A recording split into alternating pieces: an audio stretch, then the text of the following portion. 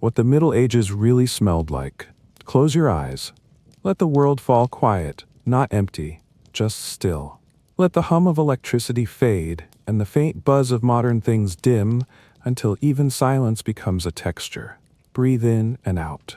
And imagine you are standing somewhere very old. A street, but not quite a street. No cars, no bricks. Just packed earth and time-hollowed stone underfoot. The ground is uneven, warm in places, cool in others, and your feet feel the memory of thousands of others who walked here before. The year does not matter, not exactly. Let's say the 1300s, or the 1200s. Let's say this is a small town in England, but it could be Flanders, or Toulouse, or somewhere in the Rhineland. A place where people live close, not by choice, but by necessity. Huddled, layered, pressed together by wood, by smoke, by weather, by faith. And the first thing you notice, before the sound, before the shapes, is the air. The smell of it. It's not pleasant, not really, but it's not foul either. It is simply full, saturated, thick like a wool blanket hung too long in a cold room. Not stifling, just dense, slow to move. There is the scent of wood smoke, always wood smoke. Not from one place, but from all directions. Hearths never quite extinguished, kindling caught in early fires, damp logs that hiss as they burn. The smell is sharp and soft at once, like warmth with an edge. A reminder of cooking, of comfort, of the long rhythm of the day. Layered over it is the musk of animals, not wild ones, but the domestic kind. Horses, of course. Their sweat, their manure, the rich, grassy depth of their bodies that no amount of straw can hide. Then pigs, snuffling near the edges of things more pungent than their size should allow. Chickens, ducks, goats, small lives all leaving small traces in the air.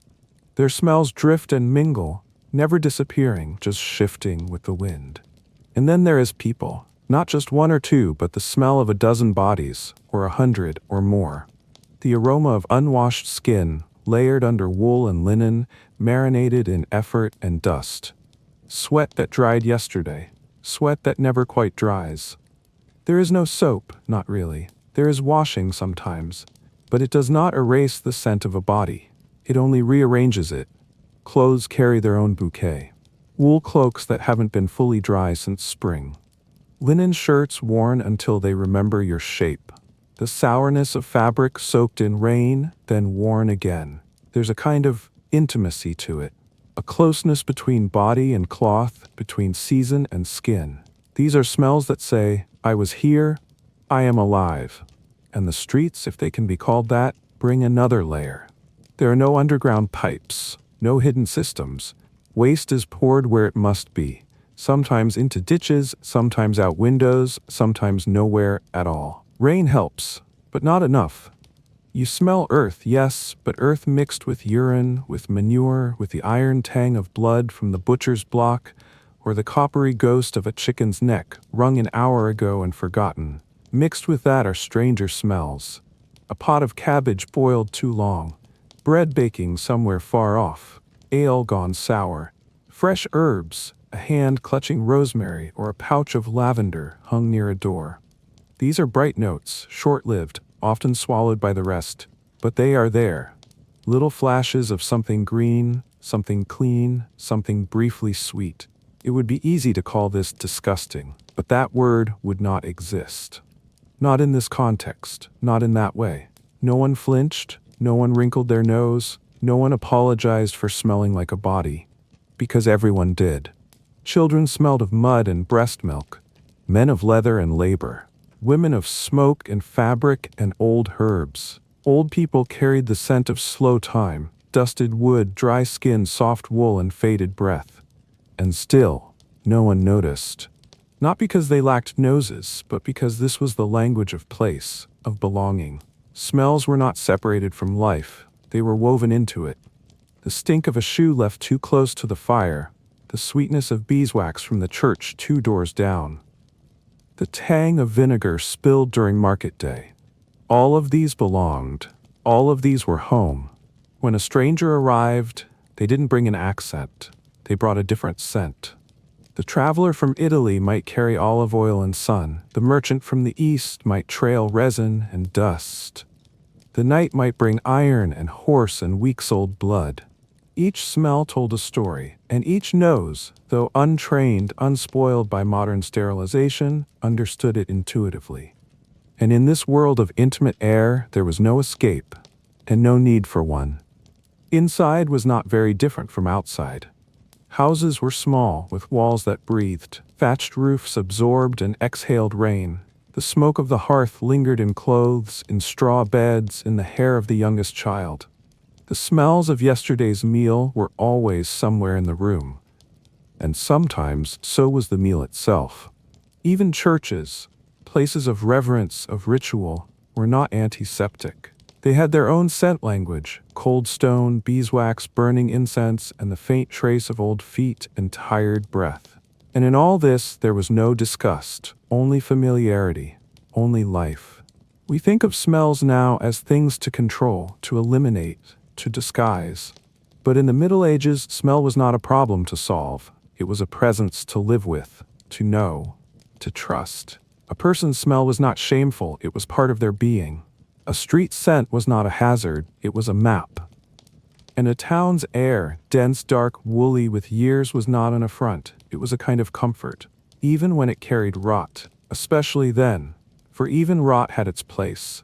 Rot meant meat was aging, or that the harvest had come in, or that a burial had passed. It meant the seasons were turning, that time was moving, that something had ended and something else was beginning. And so, this is the world you now enter, slowly, gently. A world of open drains, mossy stones, and perfumed altars. A world where no one smelled clean, but no one smelled wrong. Breathe it in again, not with judgment, but with patience. Because this was not just how the Middle Ages smelled, it was how they felt.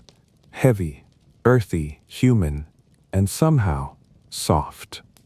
Bathing was infrequent, but not absent. You are standing now in a smaller room. Wooden walls darkened by time and soot.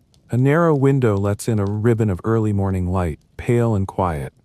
Dust floats in the air, not rising, not falling, just hanging like a memory. The hearth is cold. A jug of water waits near the door, still and untouched. You rub your eyes, you stretch, and you do not reach for a faucet. There is no faucet. There is no bathroom, no tile, no mirror, no tub. Still, it is time to clean. Bathing, in the way we know it, warm showers, scented soap, a fresh towel for every limb, did not exist in the medieval world. Not for the average person. Not every day. Not even every week. But that does not mean people lived in filth, or that they were indifferent to their bodies. Quite the opposite. There was a rhythm, a system, a quiet effort, born not from luxury, but from need. You begin with the hands. Always the hands. They touched everything. Bread dough, animals, ash, blood, soil, skin. Hands were scrubbed in water when it was there, wiped with cloth when it wasn't. If you were lucky, you might dip them in warmed wine or a vinegar solution, diluted and sharp. The sting meant it was working. It also meant it was all you had. Next came the face, not out of vanity but out of feeling. To wake the eyes, to smooth the dust from the mouth. A damp cloth, roughly woven, scratchy but familiar, dipped in water that had gone cold in the bowl, not poured, just patted, sometimes with rose water if you were noble. Sometimes with urine if you were poor, aged until it turned alkaline, useful, if not lovely. And the rest of the body, tended to in parts, in moments, in pieces. Not all at once, not often. To remove all your clothes in a room with no fire and no privacy, that was unthinkable for most. So you washed what you could reach. The feet, most of all. Calloused, cracked, always bare or wrapped in damp wool. They were soaked when possible, scrubbed with salt when available, and then wrapped again. Foot washing was spiritual, yes, but also necessary. Dirt clung to them like a second skin. Under the arms, a cloth, a thumb, a handful of herbs crushed and rubbed in, not to stop the smell, but to join it. Sage was common. It masked sweat with earth. Lavender was sweeter, though rare. Mint tingled. Rosemary lingered. These were not perfumes, but companions. Plants that grew nearby, that dried in bundles above cooking fires, that were tied into sachets and hung from belts or tucked under pillows. The torso, the back, the groin, these were harder. They were touched less, seen less, discussed less, but they were not forgotten. People wiped with cloths kept only for that purpose. They dabbed with vinegar, or old wine, or snow when it came. They dried slowly by the fire, their skins steamed and pink, their bones aching from cold. And then there were baths, real ones, full immersions, but they were rare, reserved, sometimes religious, sometimes medicinal, sometimes part of a seasonal cleaning, a tradition, not a routine. When baths happened, they were deliberate. Water was hauled by hand, heated in kettles, poured into a wooden tub lined with linen to protect from splinters. The water smoked in the cold air, but it did not stay warm for long. You bathed quickly or not at all. A family might share the same water, in order, from oldest to youngest. A guest might be offered a bath as a kindness or as a message. Public bathhouses did exist in towns and cities, and were used by men and women alike, not always together, not always apart. These places were warm and steamy, lined with benches and silence. Bath attendants might scrub backs, offer herbs, pour warm water from above. Soap, if it was there, was homemade. Animal fat boiled with ashes and lye. It burned slightly. It smelled like fire. But even these bathhouses faded with time. By the later Middle Ages, fear of disease and of what water might carry led many to abandon full bathing altogether. They did not know of germs, but they feared miasma, bad air, dampness that could sink into the skin and open it to corruption. Many believed that water softened the flesh, made it porous, vulnerable. Better to wipe with dry cloth. Better to wear layers. Better to sweat and keep moving.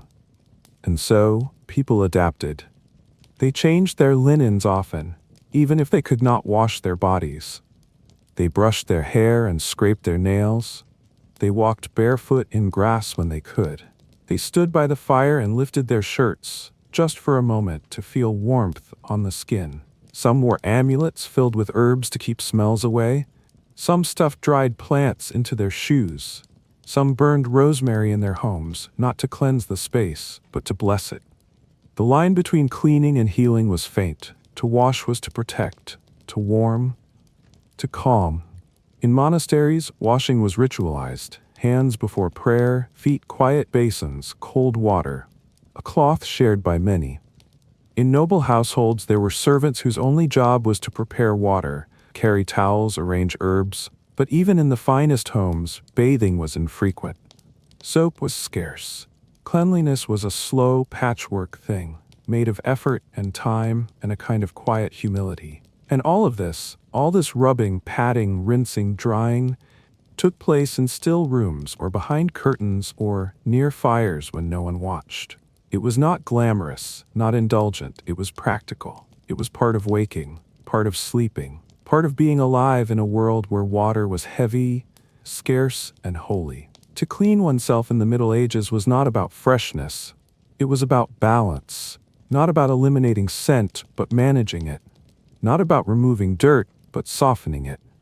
Not about becoming new, but returning, just briefly, to something more bearable.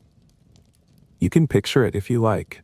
A woman at dawn, lifting her skirts just enough to wash her calves with a cloth dipped in wine.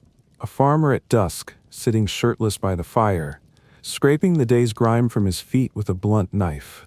A child blinking sleep from their eyes as their mother wipes behind their ears with spit and a prayer. There is no rush in these motions, no shame, no advertising, no lavender fields, no ocean breeze, just cloth and water and care. The skin was left to breathe. The smell was left to settle. The body was not made into something else. It was simply tended to, lightly, briefly, enough. And this is what bathing meant. Not a ritual of escape, but of return. Not a break from life, but a part of it. A pause. A moment. A small kindness repeated over time. You are clean enough now. You pull your shirt back on. Coarse linen, still damp at the collar. You fasten your belt. You brush the dust from your feet, and you go outside, where the world smells like smoke and horses, onions and leather. and where you do not stand out, because everyone smells like the same things.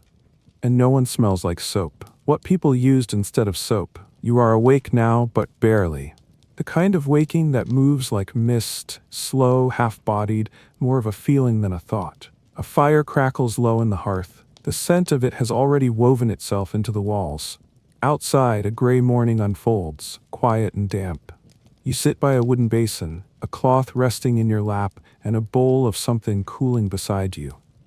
Not soap, not water, something else. Because in the Middle Ages, soap was not always what you think it was, and often it was not there at all. The idea of cleansing existed, yes, but the tools were different. There were no foamy lathers, no crisp green bars waiting on a ceramic dish. Soap, if it appeared, came in blocks as hard as bone, brownish, oily, made by boiling animal fat with ashes or lye, a bitter, caustic substance drawn from wood fires. It smelled faintly of smoke and something sour. It stung open cuts. It did not bubble. It did not please. Some households made their own. Others bought it from traveling sellers. Crude bars wrapped in cloth, heavy in the hand, dark with grease. It was a useful thing, a hard thing, and not a daily thing. For many, it was something to clean cloth, not bodies. It scoured stains, it scrubbed wood, it softened the layers of soot from a pot left too long in the flame. But for skin, especially delicate skin, it was often too much. So instead, people turned to the land. They reached for things they knew, things that grew, things that whispered of cleanliness in a world without chemicals. They reached for herbs. Crushed rosemary, ground between fingers still warm from sleep. Its scent was sharp, clean, almost resinous, a smell that cut through damp wool and stale air. They rubbed it onto the neck, under the arms, into the scalp. Not to erase the body's smell, but to shift it, to guide it, to mingle it with something greener, something older than sweat. There was sage, too. Gray-green, soft-leaved, almost dusty in its quiet aroma. Sage was calming, astringent, and thought to protect the spirit as well as the body. It was steeped in warm water to wash wounds or chewed and spat to clean the mouth. In homes where soap was unknown, sage was a daily ally.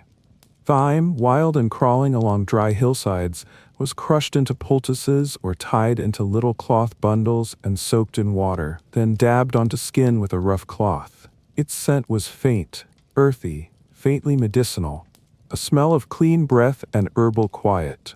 It whispered health without promising beauty. Lavender, when it could be found or afforded, was a luxury, not because it was rare, but because it was cherished. Dried bunches hung from rafters, their purple blooms fading to gray. Women tucked it into bodices. Monks burned it near the sick. It was a scent that suggested something like comfort. Not perfume, but peace. These herbs weren't just rubbed into the body. They were also boiled into infusions, mixtures poured into basins, warmed with coals or left in the sun. Cloths were dipped in these and used to wipe down limbs, one at a time, with slow, circular strokes. The water turned brownish. The cloth absorbed more than dirt. It lifted the heaviness of days. Even strawberry leaves, marjoram, and chamomile found their place. Not because they dazzled, but because they did something small and gentle and known.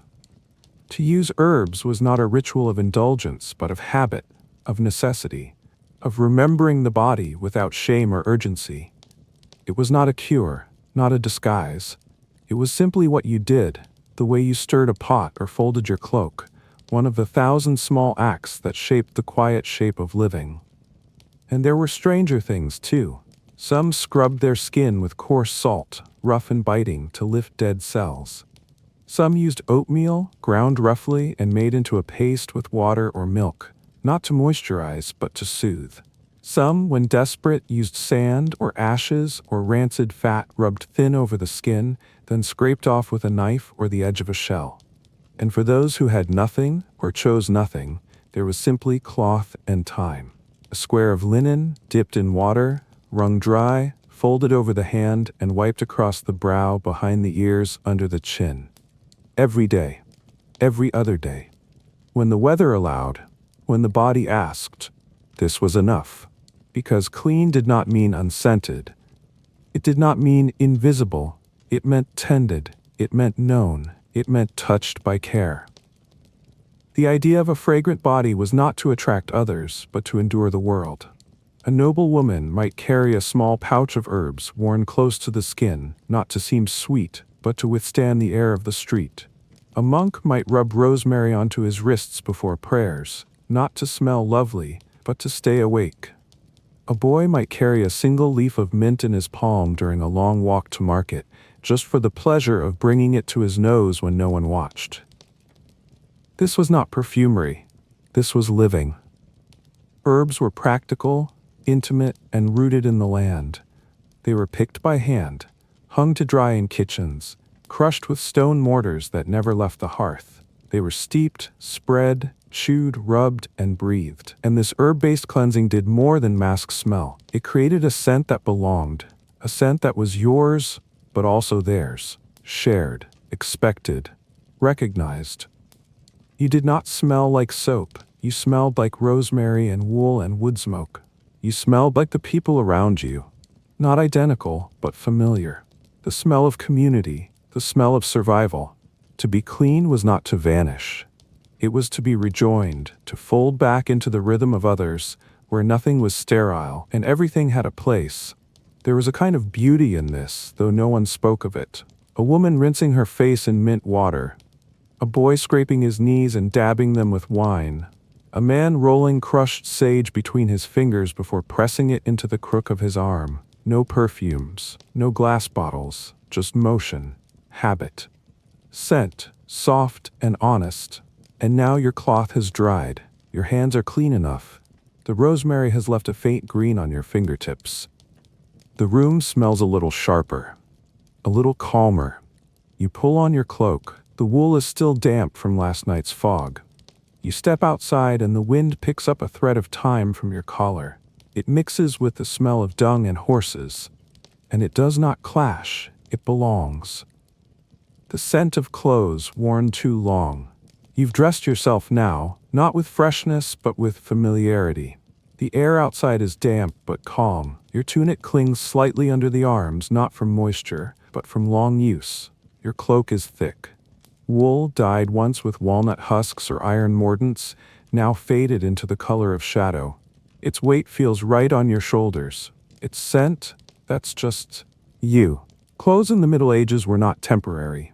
They were not swapped daily or cast into a machine for washing with chemicals and lavender-scented beads. They were owned, sometimes only 2 or 3 garments in total, and worn again and again, for weeks, months, years, repaired, patched, and handed down. And every thread carried the memory of the wearer. The smell of a medieval garment was not singular. It was layered, like dust settling into stone.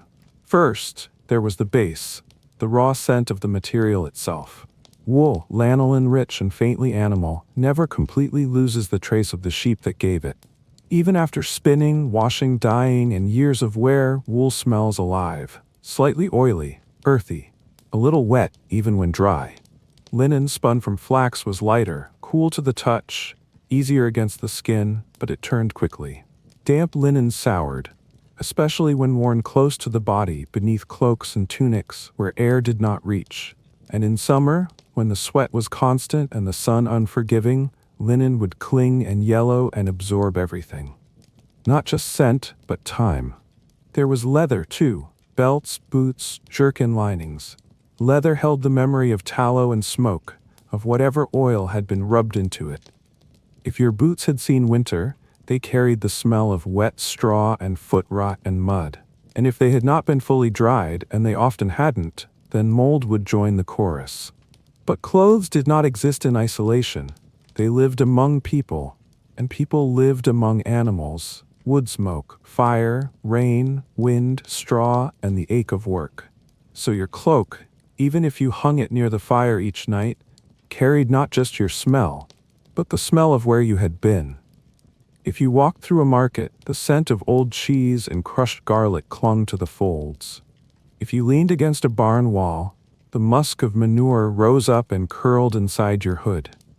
If you prayed in a chapel, The faint trace of beeswax and incense might settle in your sleeves. Cloaks brushed past horses. Tunics soaked up ale from tables. Shirts absorbed fear and fatigue and the warm skin of someone you may have held once, briefly, under the stars. Clothes, then, were not just garments, they were records. Imagine an old man's winter cloak. Heavy. It hasn't been fully washed in years. He wears it every morning to check the pigs. The sleeves are shiny where the elbows bend. The lining smells of hay, sweat, and pipe smoke. A tear under the shoulder is sewn with coarse blue thread. The hem is stained, a memory of wet earth from a spring 3 years past, when the river flooded and he carried sacks of barley to higher ground. This cloak has seen things. It has felt things, and to anyone nearby, it smells like something solid, something old and lived in and real. People didn't recoil from this. They recognized it. A person's clothes told you more than their words, how long they'd worked, where they'd been, whether they slept near a hearth or in a stable or beside a sickbed. And because washing was rare, care took different forms. Clothes were hung near fire, not just for warmth, but to dry out the sweat, the rain, the bad humors. The smoke masked things. Not entirely, but enough. It curled into sleeves and softened the sourness. Sometimes herbs were burned nearby. Not perfumed oils, but sprigs of rosemary or bundles of thyme. Just enough to tangle the air with something green. Garments were brushed with stiff straw brooms to knock loose dirt. They were beaten, shaken, aired, not scrubbed with soap. Soap was for wool being dyed or cloth being newly finished. Not the everyday shirt, not the one you slept in. If anything, it might be rubbed with vinegar. A stiff cloth, a little wine, and then hung to dry, still heavy with the weight of days. Some garments smelled like animals, and that made sense. You often slept near them. If you lived above a stable or shared walls with a goat, then the smell of hay and dung and old leather became part of your scent. You didn't wash it out. You wouldn't know how. You simply absorbed it. A child's tunic might smell faintly of milk, of dirt, of old soot. A young woman's gown might carry the ghost of candle wax or dried lavender stitched into the lining. A blacksmith's apron smelled of iron and coal and burned hair. A baker's smock? Of flour, yeast, and the faint vinegar of sweat left to dry under heavy layers. Not offensive, not perfumed, just real. And under all this, the body. Clothes, no matter how thick, could not fully hide the body. Its heat, its pulse, its oils and dampness and salt. But that was never the goal. You were expected to smell like yourself, and like your work, and like your place in the world. There was no shame in it, no embarrassment. You smelled like you. Your clothes knew your shape, your scent. They softened around your elbows, broken at the knees, and as they aged, so did you. Garments weren't thrown away, they were passed on. Mended again and again. You might inherit your mother's cloak, still faintly holding her perfume, not a perfume in the modern sense, but the scent of her. Flour, wool, dried herbs, a bit of lye. And if you lived long enough, someone might inherit yours. The smell of a person could outlive the person. And so, walking through a medieval town, you would not notice one single smell. You would notice many. Dozens. Hundreds. And most of them were clothing. Not just cloth, but clothing. Clothing with stories, with weather, with memory. Clothing that clung to skin and remembered the night. Clothing that had slept beside straw, kissed by firelight, pressed with tears. And through it all, no one expected clothing to be clean in the way we now think of it.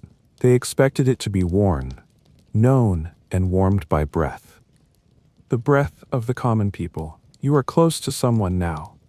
Closer than you might expect. There is no concept of personal space, no bubble, no distance designed to keep smells at bay. Your world is narrow. Low ceilings, crowded rooms, narrow beds. People sit beside you at table, stand pressed against you in a church pew, whisper across your shoulder as they pass. And in these quiet nearnesses, in these everyday moments, the most unnoticed scent of all becomes part of life itself. Breath. One. Constant, shifting with mood and meal and age. Not fresh, not minty, not scrubbed clean, but deeply human. It fills the small spaces between words, fogs in the winter air, and settles unnoticed into the cloth at your collar. In the Middle Ages, breath was a presence. Not invisible, not silent, not clinical, but soft, intimate, familiar. You could smell someone before they spoke, and when they did speak, slowly, close, directly, you knew where they'd been, what they'd eaten, and whether they had slept. No shame, no discomfort, just a kind of sensory acknowledgement. Mouths were not cleaned with toothpaste, of course. No floss, no breath mints. Instead, there was chewing, of herbs, of roots, of bark. A sprig of parsley, stuffed in a cheek after a heavy meal. A chew of fennel seed, to ease digestion. A bit of mint, if it was in season, to mask the sourness of spoiled meat or yesterday's fish. But most of the time, the breath smelled like what was last eaten. And that often meant onion, garlic, or leek. The foundational flavors of nearly every poor household's meal. These vegetables were not garnish, they were sustenance. And they left a scent that clung, not only to the hands and the beard, but to the breath. Sharp, sulfurous, pungent, but ordinary. No one remarked on it. No one apologized for it. The body simply gave back what it was fed. Bread, sour, dense, also lived on the breath. So did ale, drunk daily, safer than water. And wine, sharp, sometimes vinegary, often warmed by the mouth, and made more aromatic by decay. Teeth were not white, they were not straight, they were not polished, but they were often there, even into old age, sturdier than we imagine, cared for in their own quiet ways. People rinsed their mouths with vinegar or strong wine. They chewed on sticks, toothed twigs, rubbed over the molars and gums to clear food and loosen debris. Some ground chalk or charcoal and rubbed it over the teeth with a fingertip, leaving them rough but cleaned in a way. Still, the smell of decay lingered, slow, not overwhelming, just a gentle sourness behind the tongue. You didn't notice it as strange, because it was everywhere, and because talking was close. Voices didn't travel far. Rooms were loud, open, shared. To speak was to lean in, to share air, not shout across it. A mother whispered instructions beside the ear. A friend breathed a joke through a toothless grin. Lovers kissed less often than you'd think, but when they did, it was not sterile. It was body meeting body, not behind perfume, but through breath, through sweat, through wool. Even priests, giving confession, leaned in to hear sins breathed into their ear. Not a booth, not a curtain, just two heads bowed, mouths close, breath shared. There was no way to speak without being smelled, and breath told stories beyond food. It told of health or its lack. Fevers made breath sweet, not in a pleasant way, but cloying, like ripe fruit left too long. Infections gave off a sourness, or a kind of iron-sharp note that made people lean back, not because they were afraid, but because their nose knew before their mind did. Aging, too, had a scent. Old men often smelled of phlegm, of slow lungs, of wine-thickened mouths. Older women carried the sweetness of tooth powder, sometimes mixed with dried rose petals or fennel, sometimes not. Children's breath was faintly milky or yeasty, like warm bread. Not innocence, just metabolism. Breath was not deodorized, it was observed, not labeled, not ranked, just known. A man might be described by his smell as much as his build. He smelled of horse and onion. She had the breath of cloves, her mother was dying. Even the dead were described by breath, or the absence of it. A breathless face, they would say, or still mouth, no heat behind it. And so in life, breath was not just air. It was intimacy, it was presence, it was proof.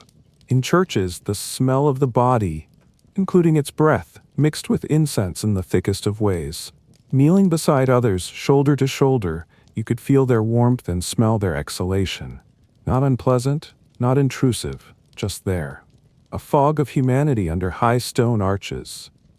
Frankincense didn't cancel out the breath of garlic and old teeth. It layered over it. They lived together. In beds, breath met breath.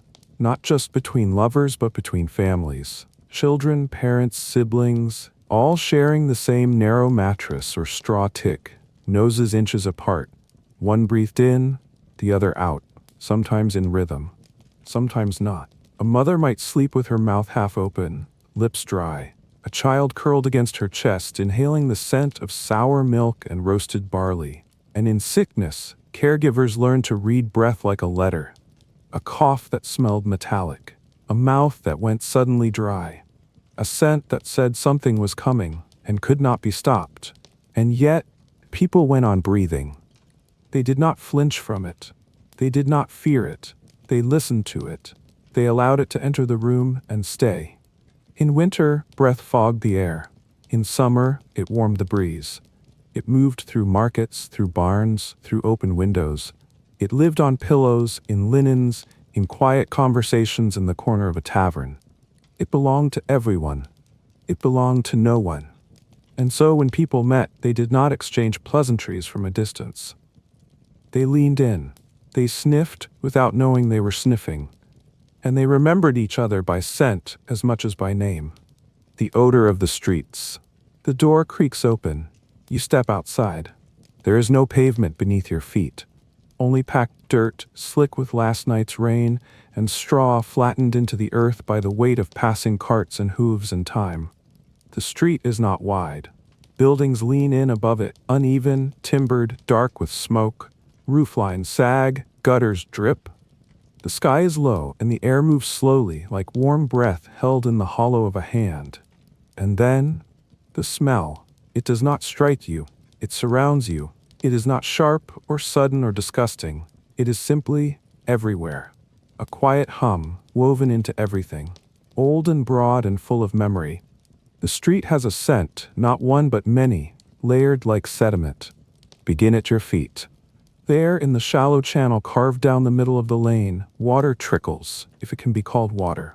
A mix of rain, slop, urine, horse dung, blood from the butcher's stall, bits of onion peel, cabbage stalks, ashes. This slow-moving gutter, called the kennel in some towns, runs between the wheel tracks and carries away whatever is left. But it doesn't really go anywhere. Not fast enough, not far enough. It puddles, it soaks, it thickens. And so when you walk carefully, slowly, you do not walk through filth, but beside it, around it, past it. Everyone does. The people of the street have learned its rhythm. They step high where it pools. They use wooden clogs to lift themselves just a little from the ground. They choose the sides of the lane where dry straw was scattered this morning, already damp, already turning. And rising from this earth is a warm, low smell. Rot, softened by mud. But the rot is not horrifying. It is not medical, not deadly. It is everyday rot of vegetable skins, spilled ale, sour milk left in a clay bowl behind someone's door. It is the smell of food forgotten, of food transformed, of food returned to the earth. It mingles with the smell of animals, because the street belongs to them too. Horses pass, heavy and slow, steaming in the cold air. Their hooves clip the stones, their dung drops without ceremony. Pigs wander free, rooting, snorting, pausing near puddles. Dogs roam, lean and alert. Chickens dart between feet, and all of them leave their scent, warm, raw, unashamed. You smell hay soaked and sour from old bedding. You smell fur, damp and oily. You smell the heat of the animals' bodies, a smell not quite of sweat but of effort. And then you pass a butcher's stall. Here, under a small awning, meat hangs from hooks, beef, pork, chicken, rabbit. Some still bleeding, some already graying. The butcher wipes his hands on a cloth that will never be clean. The scent here is iron sharp, blood cut fresh, bone split with a cleaver, offal in a bucket waiting to be taken elsewhere or not taken at all. Flies gather, children pause, the butcher nods. The smell of meat is strong in the morning, not yet spoiled but already turning. In the heat of summer it will thicken, sweeten almost. In winter it will sharpen like ice wrapped around fat. You continue. Ahead, someone empties a chamber pot, quickly, carelessly, from a second-story window. The contents splatter the street below, where a dog sniffs, then trots away. No one screams. No one seems surprised. You step around the spot, and so does everyone else. Because this, too, is part of the street's breath. And strangely, no one hurries. People walk slowly. not because they're lazy, but because the ground requires it. A quick step might splash, a heavy stride might slip. To walk here is to move with awareness, and that slowness changes everything. You begin to notice more. The faint sweetness of bread baking somewhere nearby, the whiff of soap ash from a washerwoman wringing linens on a wooden board, the smoky trail of a chimney where peat is burning, not wood, not coal, but peat with its heavy, marshy aroma. The smell of iron, hot from a blacksmith's forge. The scent of fish, dried and salted, hanging in the sun like pale rags. The whisper of tallow candles, half melted in a shop window, their wax bitter and beefy. And the smell of people. Not just one, but all of them, together. A crowd in the distance, a gathering near the well, sweat, wool, feet, hair, breath. They mix with the street, not masking it, not rising above it, but joining it. There is no separation. The public air is shared. Every smell, every exhale, every bowl of broth, every dropped cabbage leaf becomes part of it, and no one tries to change it. There are no perfumes to spray, no trucks to clean the gutters, no city scent management, just the sky above, the stones below, and the wind, if it comes, to stir the smells like soup. Some days the street smells darker. When it rains, the earth opens and old things rise. When the sun beats down, the gutters sour and the butcher's stall becomes unbearable. When someone dies, their home takes on a closed scent, old cloth, boiled wine, wax. But even then, no one complains. The smell is not an insult. It is not an emergency. It is the smell of living. The smell of being together. You hear footsteps now, slow, cautious, thoughtful. You see someone lift their cloak hem to avoid a puddle. You watch a man toss straw over a particularly slick patch of waste. You see a woman pause, lift a small pomander to her nose, not to escape the smell, but to rest inside something familiar. Even that little act, the sniff of clove or rose, does not reject the street. It simply compensates. It makes peace. And as the day moves on, the smell changes. The market opens, spices are unpacked, cloth is dyed, bread is sold, fires are stoked, animals are let out. The street breathes differently at noon than it did at dawn. And at dusk, it will settle again, slower, cooler, heavier. And so you keep walking. Not quickly. Not distracted, but with your eyes half open and your nose listening. Because in the Middle Ages, the street was not just something you walked through. It was something you lived inside. It had a voice, a smell, a memory, and it was never clean, but it was never lifeless. Holy smells, incense, wax, and dust. You step inside, and at once the world changes. The air becomes still, not empty, but thick, slow, expectant. You are in a church now, a space not made for movement, but for presence. Stone walls rise around you, cool to the touch. They do not echo like wood or clay. They hold sound gently in quiet corners, and they hold smell too, old, soft, sanctified. The scent here is unlike the street. It is neither sour nor sweet. It is dry, layered, ancient. It does not cling to your skin. It surrounds you as though the very air has changed its purpose. You breathe in slowly, and there it is, incense. Not overwhelming, not perfumed like modern fragrance, but deep. A curl of resin smoke that drifts slowly upward, weightless but full. The scent of frankincense, dry and citrusy, almost metallic at first, then warmer. Sometimes there is myrrh, darker, with the edge of sap and bark. Other times styrax or copal, smoky, bittersweet, slightly spicy. It is burned in a censer, a small metal vessel on chains, held by the priest or the acolyte, who swings it gently, rhythmically as he walks. Each step releases another breath of smoke. Each swing marks another arc of sacred time. The scent is not just for beauty, it is ritual. It marks the space as holy, not separate from the world, but saturated with another kind of meaning. And over the centuries, it has seeped into the very stones. The walls smell of dust, warmed by candles, of wax melted and reformed 100 times, of stone, dry and unchanged, bearing the scent of countless feet, countless prayers, countless winters without heat. There are no fresh flowers here, no perfume. Only beeswax and ash and human breath held in reverent stillness. A monk passes by, robes brushing the flagstone floor. The fabric smells of linen, unwashed but clean, not with soap, but with quiet discipline. He carries no fragrance, but his fingers smell faintly of parchment and ink. And beneath it all, a smell you might not notice unless you are still: dust. But not the dust of a neglected room. The dust of centuries, of crumbled mortar, of worn pages, of 1,000 candles scraped clean. It rests on the windowsills. It sleeps in the creases of the pews. It moves slowly in the sunbeams like motes of time itself. And when the choir sings softly without instruments, the sound lifts the air and the smell with it. The incense stirs again. The breath of the room shifts, and you breathe it in, not because you want to, but because you must. This is the scent of worship, and it is also the scent of community. You are not alone here. Old men pray, their hands gnarled, their cloaks smelling faintly of smoke. Children fidget, their breath warm and milky. Women bow their heads, their hair tucked under linen, with perhaps a hint of dried rose or thyme. But even the perfumes brought here are softened, muted. They do not compete. They blend. Some people bring sachets of herbs to hold in their hands. Lavender for calm.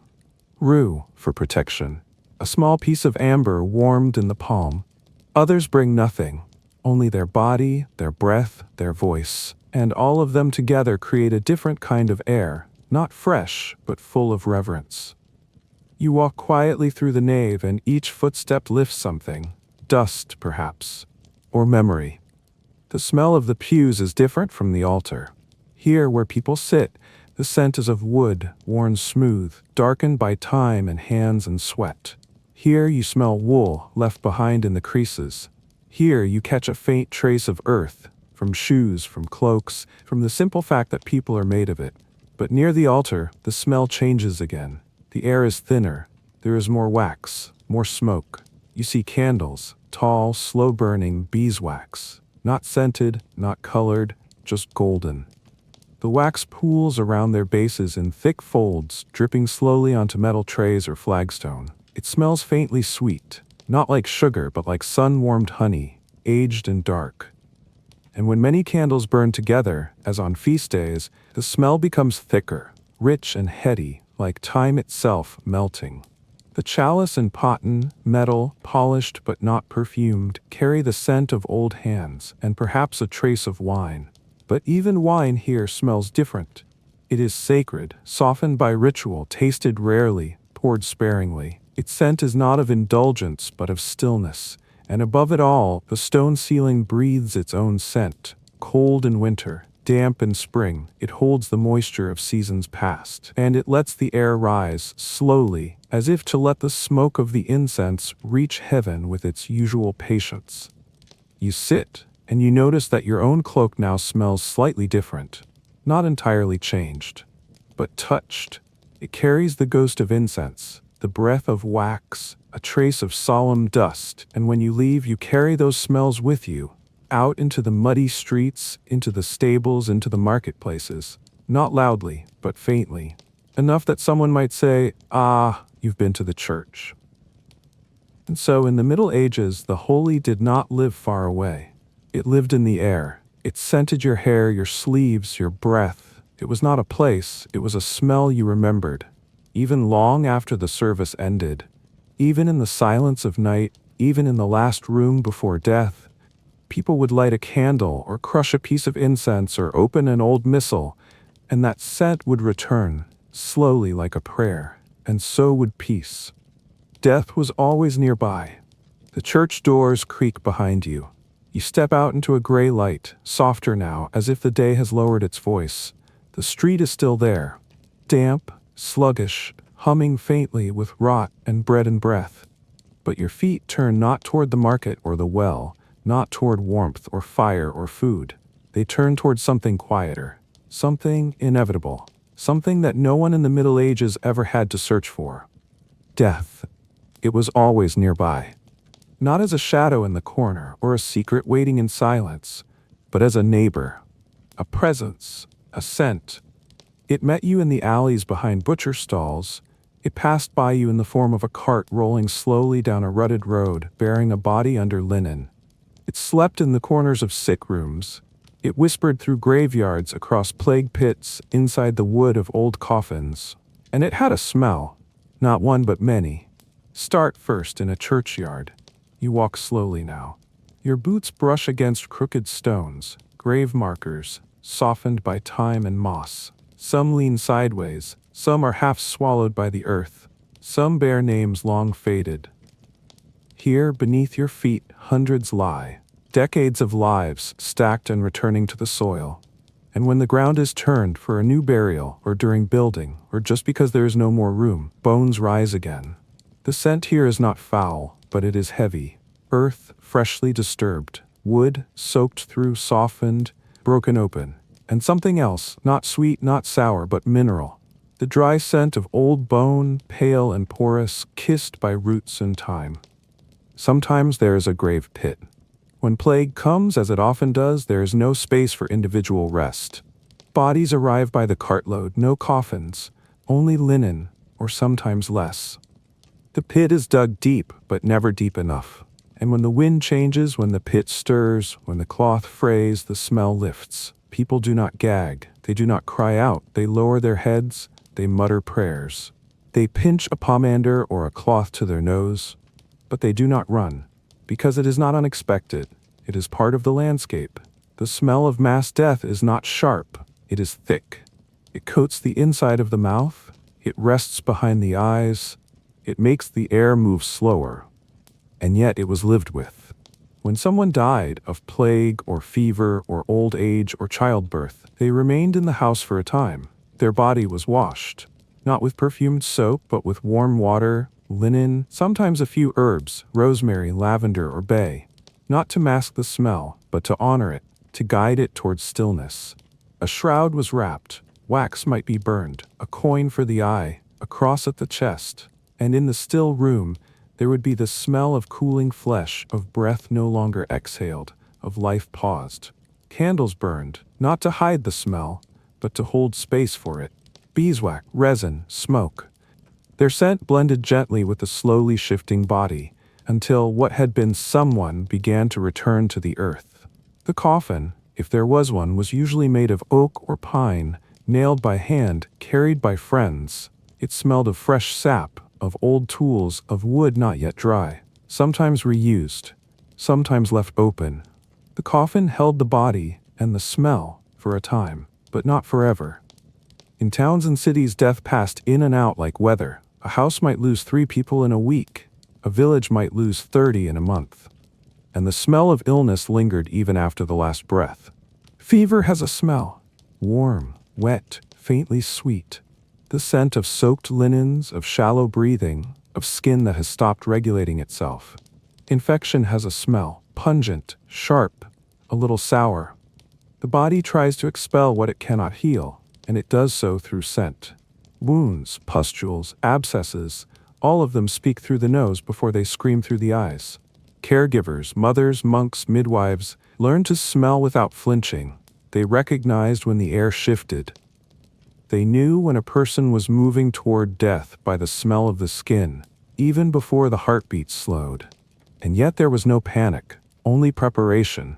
Herbs were hung, bowels were emptied, oil was rubbed onto cold feet, and people whispered prayers not to stop death, but to welcome it gently. Because the scent of death was not always violent, sometimes it was quiet, familiar, like smoke after a fire, like bread after it burns. The dead were not taken far. Burials happened nearby, in churchyards, behind monasteries and village plots. Grave diggers knew the rhythms, and the smell of freshly dug soil, a little sweet, a little iron-rich, became one of the most constant smells of medieval life. It clung to the robes of monks, it crept into the boots of priests, it lived under the nails of those who worked the cemeteries. And over time, the smell of death blended into the fabric of everything. It was on the hems of mourning clothes, in the folds of altar cloths, in the wax of votive candles lit in memory. People did not think it strange. They did not try to erase it. They lived in harmony with it. Because in the Middle Ages, to live meant to be near dying. Not in fear, in understanding. The smell was simply one more layer of the world, like smoke, like bread, like wool, like rain. Even the animals knew it. Dogs sat beside the sick, sniffed the air, lay still. Birds grew quiet. Candles dimmed, doors closed slowly. And in that final stillness, the room smelled of wax and skin and something fading. And afterward, once the body was gone, once the room was swept, once the prayers were whispered into cold stone, what remained was a memory. And that memory had a smell. Sometimes it lived in a pillow, a cloak, a wooden comb. Sometimes it drifted like smoke, months later, and made someone pause, a scent that had no name. But that meant you were here. And now, you are not. Medicinal aromas. It is not quite morning, but not night anymore. There is a hush to the hour, a kind of gentleness that belongs only to early light. A small wooden door creaks open, and you step into a space that is neither kitchen nor apothecary, but something between. The fire is low, the air is warm, and you are surrounded by the slow breath of herbs. They hang from the rafters, tied in bunches, heads downward, leaves curling inward like sleeping fingers. Some are brittle and brown, some still carry the green memory of the garden: sage, thyme, lavender, mint, marjoram. A few you cannot name, their smells unfamiliar but soft, ancient, safe. The room feels still but alive, and every scent here seems to come not from the surface of things but from deep inside them. There is no perfume, no sharp medicine, only the smell of healing, warmed by time. In the corner, a woman moves slowly, grinding something in a stone mortar. Her sleeves are rolled, her hands smell of garlic and sweat and crushed leaves. She does not rush. She presses, then turns, presses again. The pestle makes a dry, dusty rhythm. She adds a little water from a clay jug, and now the mixture releases something deeper. The sharp, peppery oil of rosemary, mixed with the quiet musk of comfrey root. Thick and earthy. This will be a poultice, meant for a bruise or a fevered joint. The smell is not pleasant, but it is rich, purposeful, old. You can imagine it clinging to a bandage, resting against skin, the warmth of the body drawing its scent upward like steam. On the hearth, a pot simmers. Not stew, not tea. A kind of broth, perhaps, dark with nettles, leeks, and a few slices of dried apple. The scent rises in soft curls. It smells like iron and green wood and something faintly sweet. This is for strength, for mothers recovering from childbirth, for old men who can no longer eat bread. The smell is not indulgent, but it comforts. You breathe it in, and it feels like a blanket across your shoulders. There is no single smell of medicine in the Middle Ages. There is no one clean, sterile note. There is only this gentle layering of life, of plant and root and effort. Some things are steeped in wine, others boiled in vinegar. A few are left raw, chewed slowly between teeth. And each method has its smell. Boiled vinegar with sage smells sharp, like a sting in the back of the throat, but it fades quickly, replaced by something almost minty. Crushed garlic with honey is thick, pungent, and sweet at once, a smell that lingers in the folds of cloth and in the palms of the hands. Ground mustard seed, mixed into a paste, smells hot, like fire just below the surface of the skin. A monk passes through, bringing a linen bundle. He has been copying texts, and his hands still smell of ink and candle wax. The bundle he carries holds dried herbs, valerian for sleep, chamomile for rest, rue for protection. He places them on the table, near the bundle of dried linden blossoms that smell faintly like honeyed grass. These are not cures, they are balms, and their scent is half the treatment. People believed that smell could carry health, that fragrant air could push away illness, that sweet herbs could ease a restless spirit, draw out a fever, calm a child's weeping. And so they were tied around wrists, tucked into pillows, burned in sick rooms, not to erase the sickness but to sit beside it, gently, like a friend who doesn't speak. In wealthier homes there might be a still room, a place just for distilling herbs, flowers, peels. The scent here is clearer, almost more modern: rosewater, lemon balm, clove. But even there, the purpose is not beauty, it is relief, preservation, modesty. Things are labeled carefully, but there are no instructions. The knowledge lives in hands, not on pages. Even the poor have their cures. A field worker might chew parsley to ease bloating. A shepherd might tuck fennel in his belt to ward off infection. A mother might place a slice of onion near her child's bed when the cough will not pass. These small rituals leave small smells, ones that linger in blankets, in woven baskets in the corners of the room. Not strong, not strange, simply present. And when someone dies, the herbs remain. Not cleared away, but allowed to dry in place. Their smell softens over time. The lavender fades to dust, the rosemary loses its edge, the room becomes quieter, but the scent, faint, nearly gone, still speaks. In monasteries, the little garden is small but tidy. Paths wind through sweet woodruff, angelica, feverfew, and yarrow. A gentle hum of bees. A slow brushing of sleeves through leaves. Here, even walking through the herbs is a kind of medicine. The smell of crushed thyme underfoot, of crushed mint on fingers, is enough. Not every illness is cured. Most are not. But every illness has its companion scent. Boiling broth with garlic, wet cloth soaked in wine, a candle made of resin and hope, a poultice tied with string and rosemary, breath and sweat and time. The sick room is not sterile, but it is sacred in its own small way, and its smell of warmth and work and wilted herbs is one of the oldest comforts the body knows. You sit near the fire and breathe in, and as your eyes close, you are not repulsed. You are not alarmed. You are simply home. Because healing, like death, like life, always has a smell, and it lingers long after the pain is gone. Perfume for the wealthy. You hear the rustle of silk before you see her. A noble woman passes through a shaded hall, her slippers whispering over stone. The torchlight flickers softly, gilding the folds of her gown in amber and shadow. She does not move quickly. There is no need. Time moves differently here, slower, more deliberate, like wax melting or perfume settling on the skin. She pauses before a mirror, not to admire, but to prepare. From a small carved box, she lifts a tiny silver orb, a pomander, filled with scent, suspended from a chain, designed not to entice, but to shield. She holds it to her nose and breathes, slowly, deeply. The scent is complex. Rosewater first, faint, floral, pale like the inside of a petal. Then clove oil, sharp, almost medicinal, tucked into the sweetness like a blade. And beneath it all, something deeper, stranger.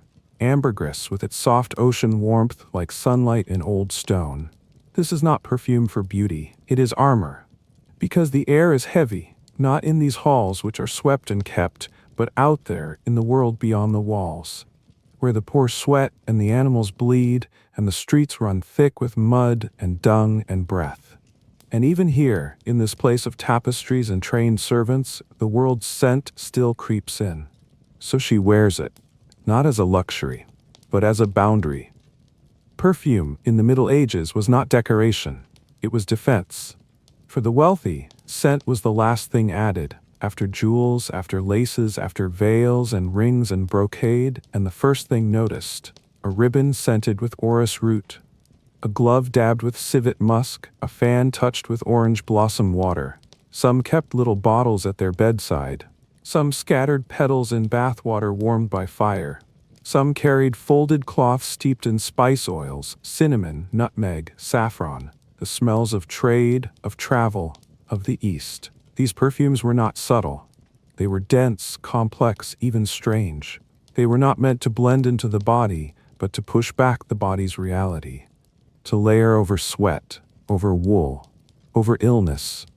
A nobleman, dressing for court, might touch his wrists with a mix of bergamot and camphor, both sharp, both brisk, enough to wake the senses. A bishop might anoint himself with balsam before ceremony, a scent that clung to linen and lingered in the folds of his cope. A lady, preparing for travel, might tie a sachet beneath her skirts. Lavender, myrrh, and a little pine resin to steady her stomach and quiet the smells of the road. Perfume was deeply personal, yet rarely romantic. It was not meant to draw another near, but to hold the world at a polite, perfumed distance. Still, there were moments when the scent itself told a quiet story. In a chamber behind a curtain, someone unwraps a ribbon, still damp with rose oil, saved from a wedding 2 years past. In a chapel, the hem of a gown brushes the stone, releasing the faint scent of clove stored in cedar. In a diary, pressed between pages, a dried jasmine blossom, yellowed and ghost-scented, folds a memory into silence. And always, the base of every perfume is oil or fat, animal, plant, or wax, making the mixture thick, almost heavy. When applied to the skin, it warms slowly. It stays. It does not vanish. It does not wash away easily. Just as the wealthy themselves do not rush, do not sweat, do not soil, at least not in public. And yet, beneath it all, the body is still there. Always, even under ambergris, even under musk, the body breathes, it moves, it hungers, and so the perfume is reapplied, often gently like prayer. A noblewoman dabs her temples before entering court. A merchant rubs a scented cloth across the back of his neck after travel. A knight lifts a pomander to his lips just before he prays. Sometimes perfume is not worn, it is burned. In bowls of coals, powders of spikenard or benzoin or styrax are sprinkled, their smoke curling into beams of sunlight. These smells do not cling to the skin, they rise, they fill rooms, they bless the air. In a noble home, this might happen before a meal, or a birth, or a death. The smoke purifies, the smell lifts the spirit.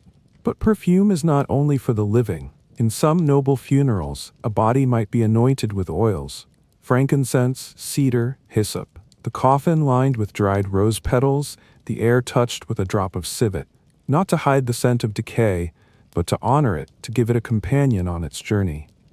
And when the body is gone, the smell remains. In a shawl, in a letter, in a comb. Faint, fading, but there. Because scent is the only luxury that cannot be locked away. It travels through air, it ignores class, but only the wealthy had the means to shape it, preserve it, refine it. A peasant might wear rosemary and garlic, a noble might wear neroli and amber. But both in the end wore scent, and both in the end wore life. You imagine now the quiet of a high room just after a visitor has left. The smell lingers, rose, musk, old dust, and something darker. You don't speak, you just breathe. The perfume isn't pleasant exactly, but it is beautiful. And it reminds you, in this world full of sweat and smoke and salt and rot, some things were made to endure, even if just by smell. Monasteries and their cleanliness rituals. It is early and very quiet, the kind of quiet that makes you breathe more slowly without meaning to. A hush not of silence, but of stillness. The stillness of stone, of wood, of time drawn out in long gray lines. The monastery does not stir yet, though the sun has begun to turn the sky a pale ash blue. The bells have not rung. The corridors are dim, but already the air smells clean, not in the way of soap or linen, but in the deeper way of habit. A quiet cleanliness, shaped not by scrubbing, but by rhythm, by reverence. You step into the cloister walk, and the cool air brushes your cheeks. There is the faint scent of old stone here, dry and mineral, touched by centuries of footfall and rain. Beneath your feet, the worn slabs are pale and uneven. Beside you, small windows glow softly, letting in the pale suggestion of day. The air moves gently through the arches, carrying the smells of what the monks have known for generations. Beeswax and parchment, wool robes hung in neat rows, the faint, earthy residue of candle smoke settling in the corners. Cleanliness in the monastery was not loud. There was no splash of water in basins, no brisk wiping, no sharp scent of vinegar or lye. There was no need. The monks lived with simplicity, and so their smells were simple too. They washed their hands and faces at appointed times, before prayer, before meals, after labor. The water was cold, drawn from a basin in the cloister garth or piped in through a narrow channel from the spring beyond the wall. There was no soap, not often, but there might be a cloth, coarse and bleached by sun, used slowly, methodically, like an act of devotion. Each motion had meaning. To rinse one's hands was not merely to cleanse, but to begin again, to strip the self of distraction. The water had no fragrance, but it left behind a scent all its own.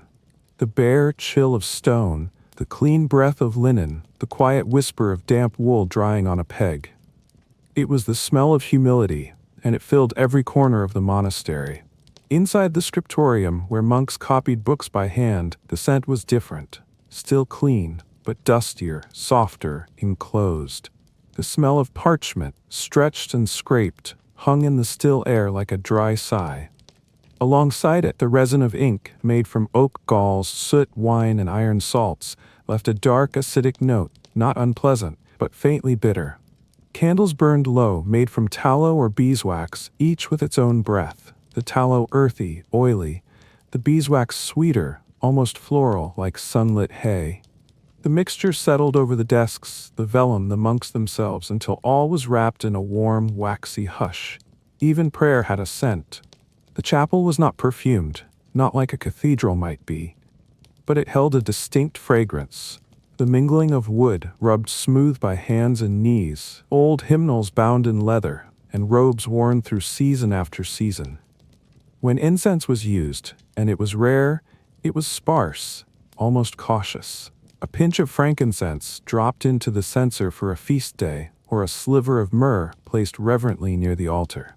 The smoke would rise in thin trails, softening the air with a sacred presence, leaving behind a scent that lingered long after the final prayer.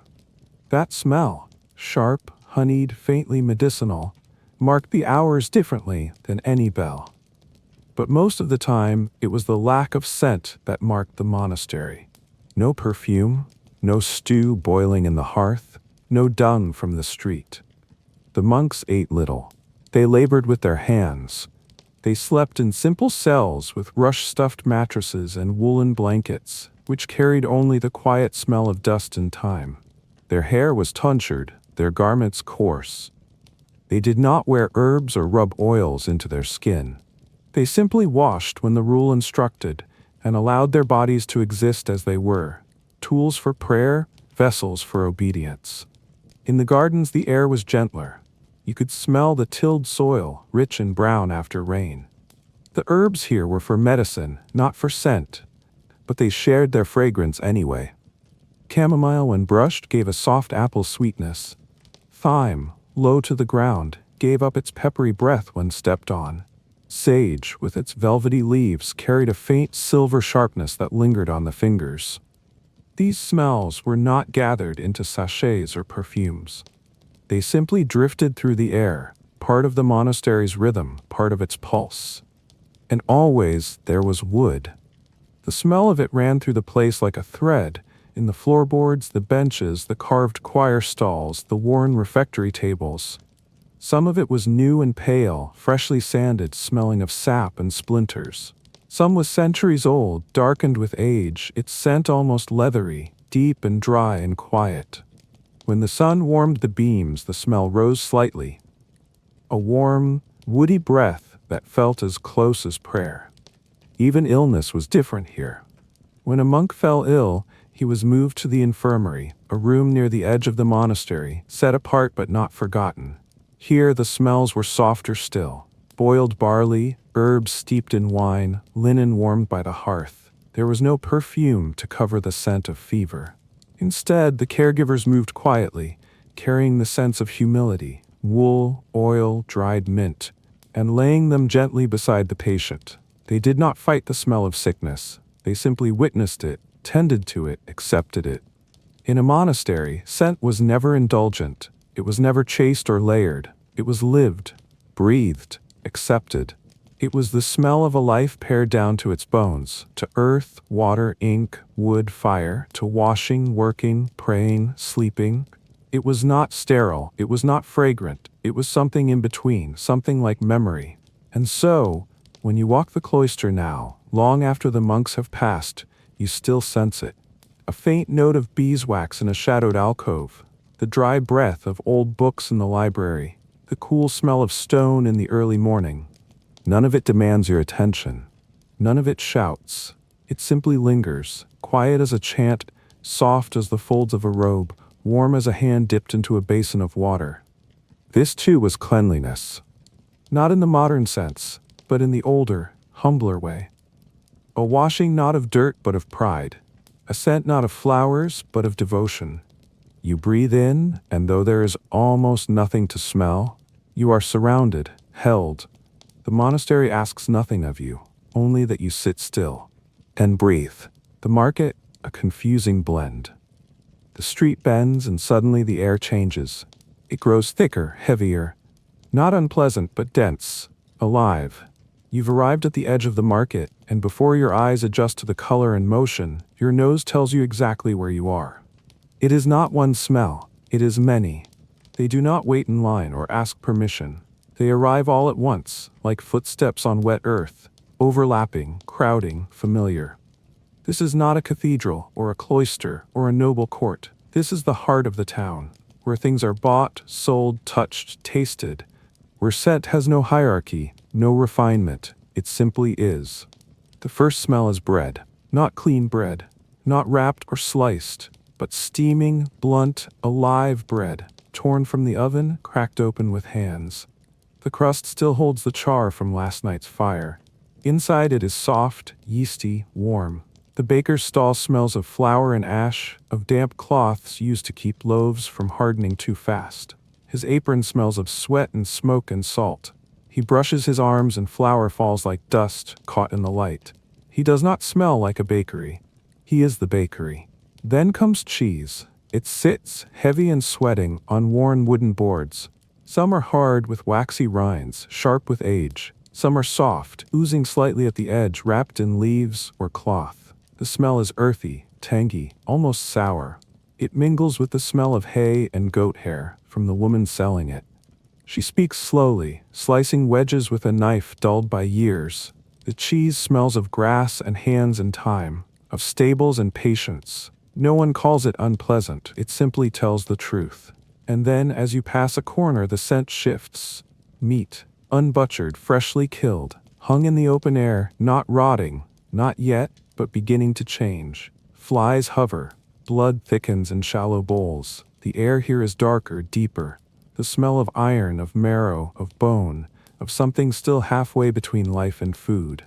A boy runs past you carrying a skinned rabbit. His hands leave a trail in the dust. Somewhere nearby, fish lie in heaps. Their scales shimmer like old coins, their eyes wide and filmy. You can smell salt and brine and decay held just at bay. A fisherman pours a bucket of water over his wares, and the scent blooms: seaweed, rope, salt, and cold. The fish smell like a place you've never been and do not want to stay.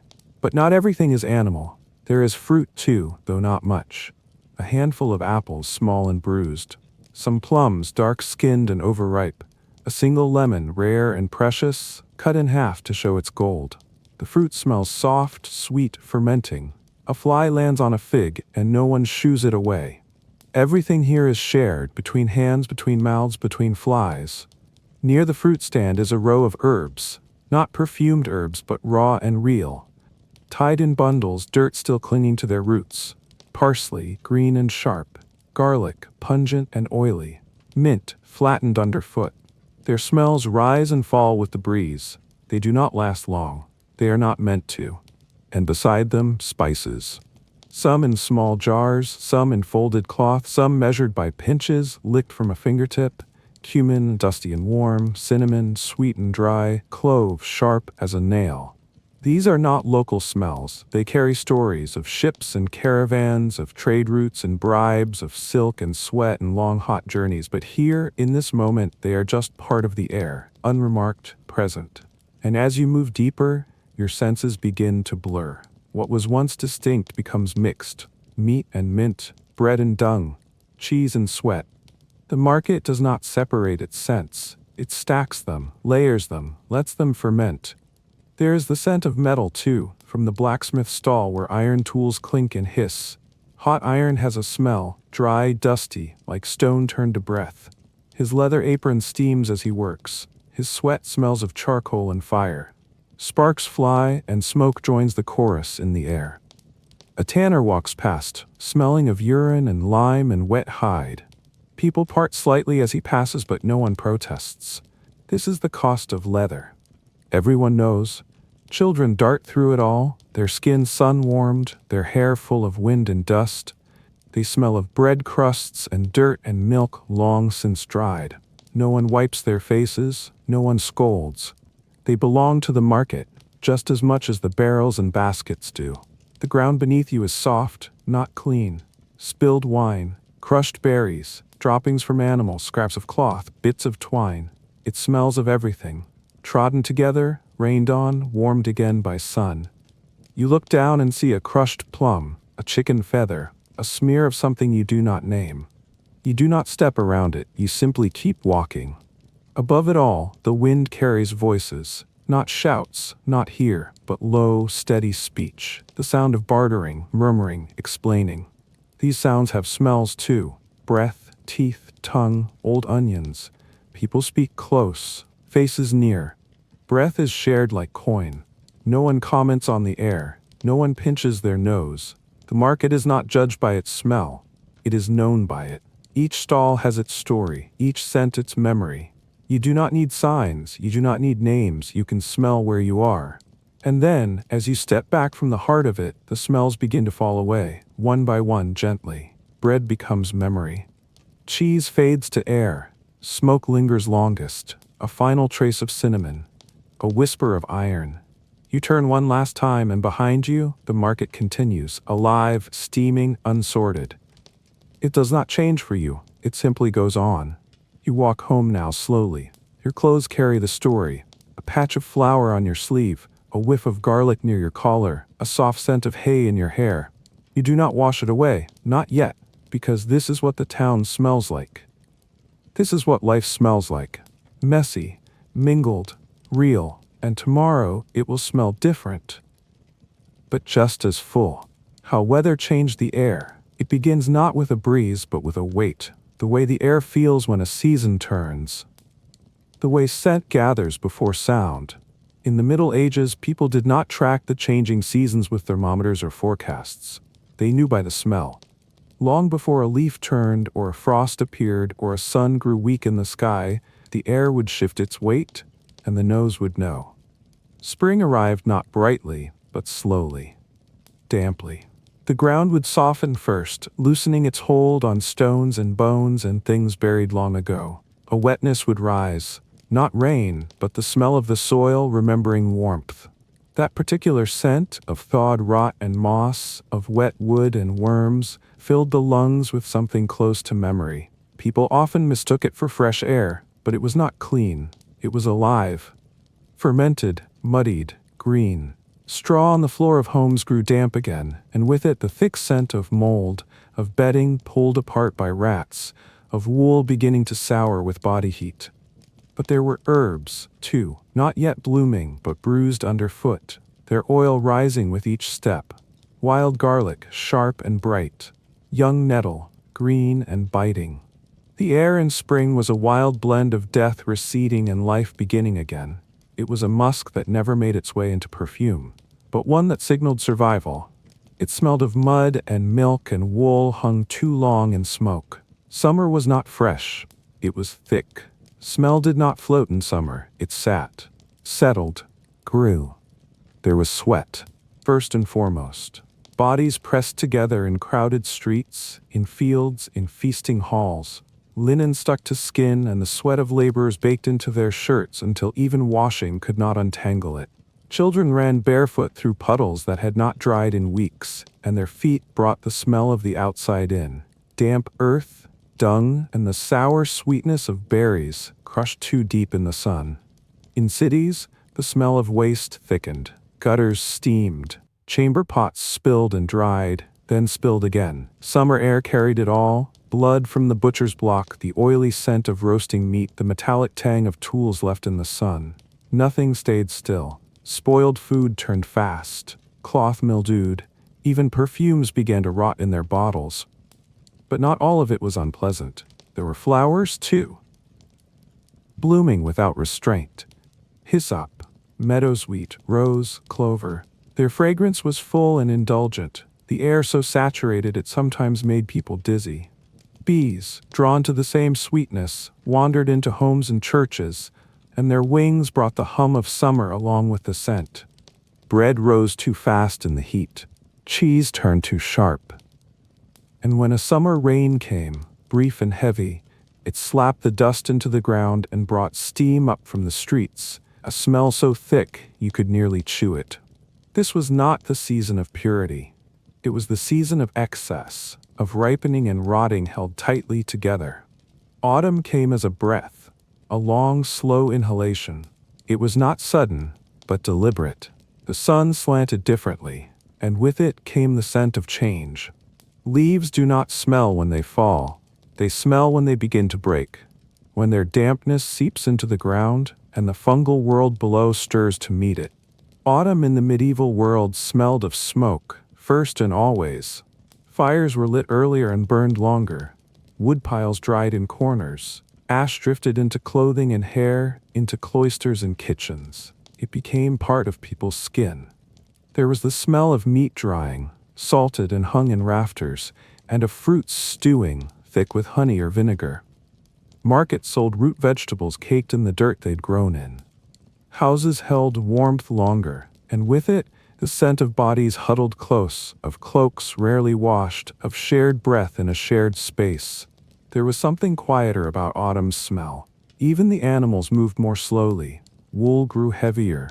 Bread turned denser. Air curled in the corners of barns and cellars. The sweet scents of summer faded, and in their place rose a kind of hush, the smell of waiting. And then came winter. Winter smelled thin. Cold in itself has no smell, but it sharpens the ones left behind. It strips the air of moisture, and with it the soft haze that holds scent close. What remains becomes clearer, sharper, simpler. The smell of burning wood becomes less smoke and more tree. The distinct oils of pine, oak, yew. Wool now smells like the animals who wore it. Sheep, goats, dogs. Not fresh but warm, rubbed full of body and breath.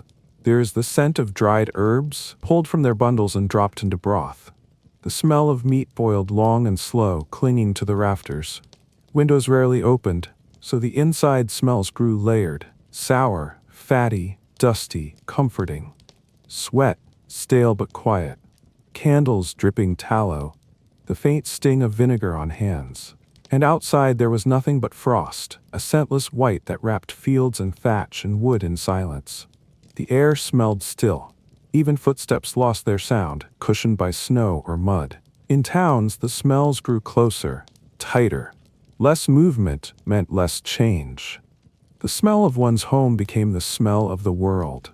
A hearth, a blanket, a pot of porridge. You carried it with you. It seeped into your clothes, your hair, your dreams. The people of the Middle Ages did not separate scent from season. They didn't think in sterile terms, clean or dirty, pleasant or foul. They thought in time. A scent belonged to a day, a mood, a need. When they smelled mold, they knew the rain would last. When they smelled iron in the cold, they knew the tools would hold. When they smelled rosemary burning, they knew someone had passed. Scent was not an accessory. It was a calendar, a compass, a clock. And they noticed the small changes, the way a cellar grew mustier before a storm, the way hay in the stable shifted from dry to sour overnight, the way horses began to smell sharper, more restless, when snow was on the way. These were not luxuries. They were survival. A child could tell winter by the way the laundry smelled when brought inside. A monk knew spring by the dampness rising from the garden wall. A baker could feel autumn by the speed of his yeast. And so, year after year, the scent of the world turned with the weather. It was not always welcome, it was not always kind, but it was known, familiar, predictable in its unpredictability. You may not have liked the smell of rotting leaves, but you knew what came next. You may not have loved the stink of damp wool, but you knew it meant warmth was near. You may not have smiled at the sour reek of spoiled milk, but you knew it meant summer had stayed too long. Even death had a season, and that too had a scent. The air remembers. And in the Middle Ages, people did not fight that memory. They breathed it, slept in it, aged in it. When the cold came, they did not reach for scentless heat or artificial breeze. They leaned into the wood smoke, the boiled broth, the thick air of people gathered in small rooms. Scent told them, you are alive. You are in your time. you are not lost. And so the weather changed the air, and the air changed them. Sickness and the scent of the body. The body speaks, even when it has no words. And in the Middle Ages, people listened with their noses. There were no blood tests, no scans, no thermometers pressed under the tongue, but there were hands, eyes, ears, and always the nose, the quiet witness, the patient interpreter, because illness had a smell. Not one smell, but many, each one subtle, lingering, not always strong, but always telling. A mother might know her child was ill long before the fever came, not by a cough or a cry, but by the warmth of their breath and how it changed. A sourness, faint and sweet, the smell of sleep that didn't leave after waking, or skin that once smelled like milk, now warm with something off. She might press her nose into their neck as if nuzzling, but truly she was checking. For heat, for dampness, for change, because sickness rarely arrived suddenly. It came in layers, and each layer carried scent. Fever, for instance, smelled of warmth, not fire, but flesh turned inward. Blankets soaked with sweat, hair matted at the roots. The way the skin, even after wiping, still gave off a moist, stale smell, not quite unpleasant, just unnaturally persistent. Those who tended the sick came to recognize it. They didn't recoil, they simply knew. A high, dry fever had one smell, a low, lingering one had another, more sour, more earthy. A body in fever always smelled like it was trying to burn something out. There was the breath, too. So often ignored in health, and yet in sickness it spoke the loudest. Not just garlic or wine or poor teeth, but something deeper. The way the breath shifted when the liver was failing, or when the lungs were full of phlegm. People said the breath of a dying man could smell like apples. Overripe, bruised, sweet, and rotting at once. Some diseases were known by scent alone. The plague, for instance, smelled sharp and metallic in its early hours. The swellings, called buboes, leaked a foul, meat-sweet smell when they burst. But long before that, the skin changed scent. People said it was like rust or damp stone. Not strong but strange. Familiar but wrong. Typhus brought a smell of decay from within, the body breaking itself down before the mind knew. Leprosy had a dry, crumbling smell, like old parchment and dust. Gangrene was unmistakable, acrid, like burnt cloth mixed with wet soil. Caregivers did not need to unwrap the bandage. They could smell when the rot had returned. But even common sicknesses left a trail. A bad stomach brought breath that smelled of sour beer or bile. A cold settled in the nose, yes, but also in the sweat, which became thick and sweet, like honey gone bad. Coughs left behind the scent of iron, as blood rose in the throat in thin pink strings. These were not medical certainties. They were quiet observations, repeated, remembered, trusted. In monasteries, the infirmarier, the monk charged with care of the sick, often sat beside ailing brothers for hours, saying nothing, only breathing near them, watching, smelling, noticing when the sheets took on the scent of illness, when a wound lost its clean salt and herb smell and took on something duller, stickier, slower. In homes, women knew these signs too. They leaned in, listened through the nose. They knew when to boil water, when to bring vinegar, when to burn herbs. They burned rosemary and juniper, not just for prayer, but because they believed good smells could drive out bad humors, that the right scent might lure sickness out or hold death at the door a little longer. They were not always wrong. The sick room had its own scent, heavy, humid, quiet. The smell of broth and damp towels, of herbal poultices mashed between wooden spoons, astringent notes of wine and sour vinegar, used to clean wounds and wash bedding. The flickering sweetness of beeswax from candles. The unmistakable musk of a closed room where air had turned over too many times. Some opened windows. Others feared it, believing drafts invited demons or cold humors into the body. Either way, the scent stayed. It settled in corners, clung to straw, lingered on skin. Even animals were said to notice. Cats would refuse to sleep near a dying person. Dogs howled outside houses with sickness inside. It may not be myth. Some say they could smell the the rising ketones, the change in sweat, the oddness of death beginning its slow entrance. Perfume was rarely used on the sick, not in mourning either. There was a respect in letting the scent of the body speak. A dying man was washed, but not scented. His skin, pale and cooling, gave off the final odors of life: salt, iron, breath. When the breath stopped, the smell changed within hours. Flesh softened, warmth faded. A new scent emerged, flat, dense, and quiet. Those who had smelled it once would know it forever. Not all of it was grim. There were smells of healing, too, of the body returning to itself, of linen changed after days, of sweat drying into comfort, of clean broth sipped slowly, of breath regaining its rhythm. The scent of hair no longer matted, of blankets lifted, not clung to, of skin that no longer radiated urgency. These were the quiet smells of life coming back. No one said so aloud. They didn't need to. A caregiver might smile softly as she sniffed a wrist or pressed a cloth to the forehead and paused, not for fever, but for scent. And in that pause, she would know, not yet well, but turning.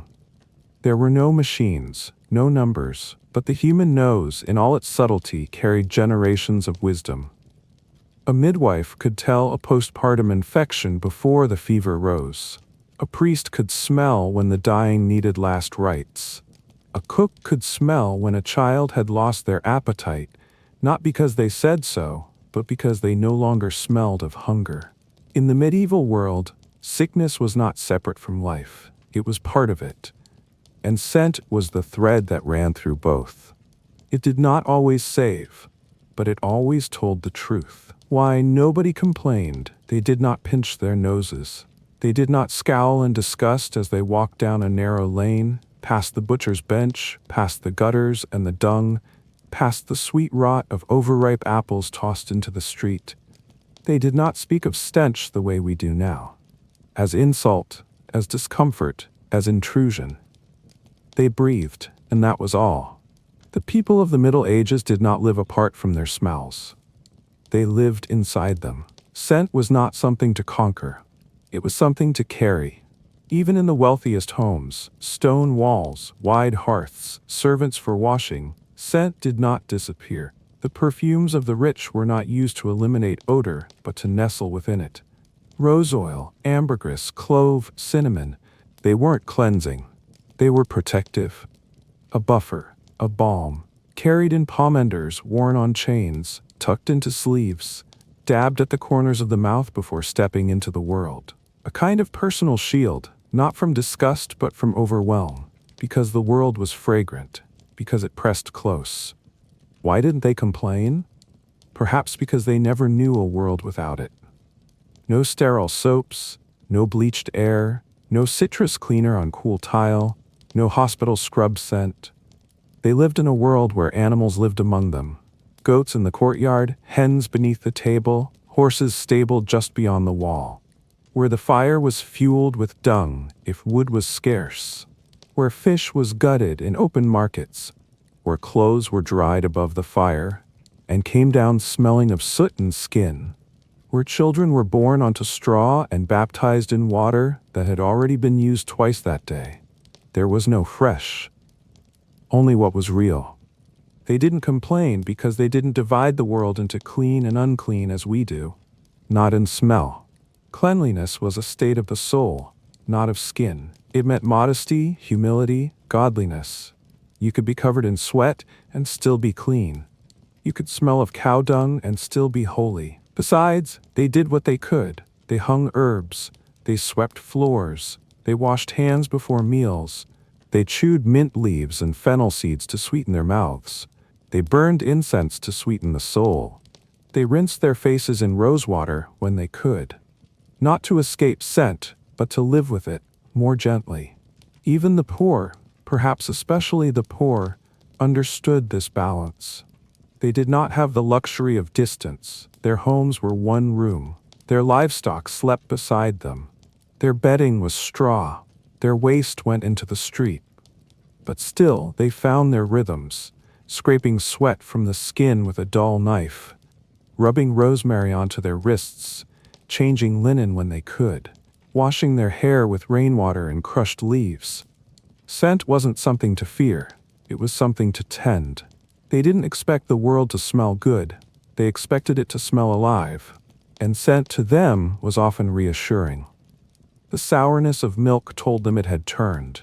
The tang of meat told them it had not. The rich scent of baking told them bread was near. The musky weight of smoke in the rafters told them the fire was holding. Even foulness had its meaning. The smell of rot reminded them what life escaped. The smell of death reminded them what breath still did. The smell of the stable meant the oxen had not wandered. The smell of the hearth meant someone was home. Scent was woven into routine, into the very shape of a day. A laborer rose before dawn, his breath fogging in the dark and dressed in linen still warm from the hearth. It smelled of ash and old sweat and something nearly like sleep. His hands, calloused and scratched, smelled of rope, of hay, of earth. He chewed hard bread, dipped in salted broth, and the warmth of the bowl steamed into his beard. He walked out into the world not seeking scent, but wearing it. A housewife knelt beside the basin, washing a child's tunic. The water had a sharp scent, vinegar and lye, and she hummed to cover the sting. Her hands were raw. She pressed the cloth to her nose before hanging it to dry. Not clean, not really, but better. Familiar. A monk bent over parchment in a scriptorium. The ink smelled of gall and smoke. The pages, stretched calfskin, gave off a musty, buttery tang. Candles burned low. The silence was thick. His robes held the scent of damp stone and quiet breath. He paused, ran fingers through his beard, and inhaled. Still. Stillness had a scent. They didn't complain because it was all part of the same tapestry. Because smell was not separate from love, or grief, or prayer, or hunger. Because scent was memory made physical.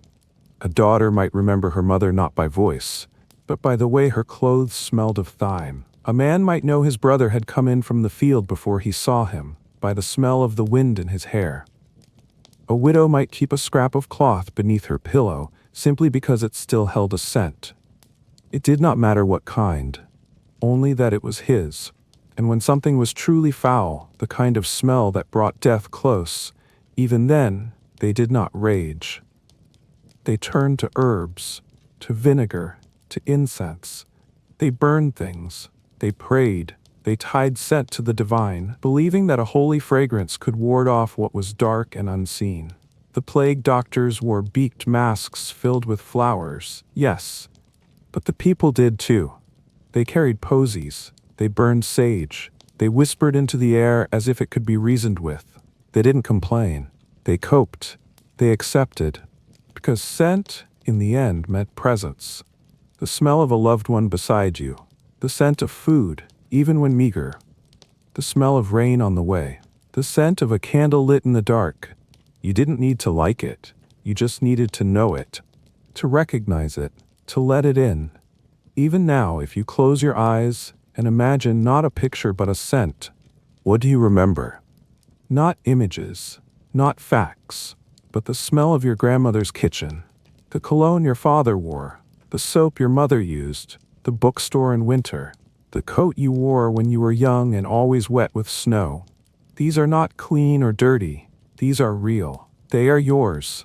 And so it was then. They did not complain because there was nothing to fix, only something to feel, to live within. Scent was breath, scent was body, scent was time. It changed, it returned, it endured, and they did not mind. The fragrance of memory. What is the last thing that leaves us? Not the voice that fades first, not the warmth that slips second, but scent. Scent lingers, it waits, in the folds of cloth, in the beams of wood, in the walls where smoke once curled, in the books, unopened but breathing still, in the skin of a lover's shirt, folded and stored away. The medieval world understood this, not with science but with instinct. They did not preserve photos, they did not write memoirs, they did not leave recordings, but they knew the scent of someone gone. And sometimes that was enough. Scent was memory. Not abstract, not distant, but physical. You could touch it, carry it, smell it and be transported, without words, without thought. just presence. A child in the Middle Ages may never have seen a portrait of their mother, but they would know the smell of her shawl, the faint trace of lavender, of wool, of bread dough on her sleeves. And when she was gone, that scent, not her face, not her name, would bring her back, if only for a moment. A returning soldier might find his way not by signposts or maps, but by smell. The sweet clay of his village fields, the smoke from the specific wood his mother burned, the sharp stink of the tannery on the edge of town, unpleasant but home. A monk, traveling far from his cloister, might smell beeswax and frankincense in a foreign chapel and weep, not from piety, but because for a moment he was 20 again, sitting in the cold stone dark, before he had taken vows, before the silence had settled into his bones. That one smell, rich and resinous, called everything back. They didn't talk about memory the way we do. They didn't call it nostalgia or sentimentality. They just knew when something smelled right or didn't. Scent was how you knew you were home.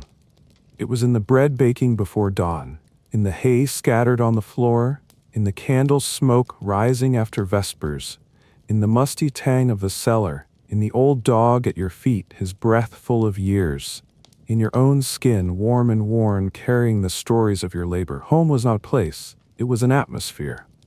A collection of smells, some lovely, some not, that told you belong here.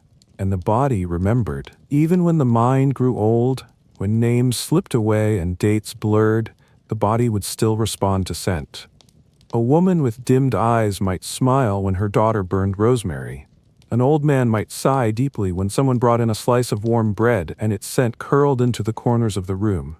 These were the final, flickering embers of memory, not spoken. Smelled. They were not always beautiful, but they were always true. Because the Middle Ages were not clean. They were not tidy or quiet or fresh. They were full of death, yes, but also of life. And it all had a smell. Birth smelled of blood and breath and sweet milk. Youth smelled of sweat, horses, grass. Work smelled of iron, wool, salt, fire. Love smelled of hair warmed by sun and hands held too long. Old age smelled of ointment, soft bread, wax, linen that had been washed many times. And death smelled of rest. Not horror, not violence, just stillness. The final scent of being human. In a way, everyone in the Middle Ages did smell like death, because death was not separate from life. It was part of the rhythm, a familiar presence, something known, something accepted. To us, their world seems harsh, unclean, overwhelming. To them, it was warm, present, real. They didn't recoil from the smell of animals or people or soil. They didn't sanitize their grief or perfume their prayers. They lived with the smells of the world, tenderly, daily, patiently. And in doing so, they remembered, without trying, without clinging.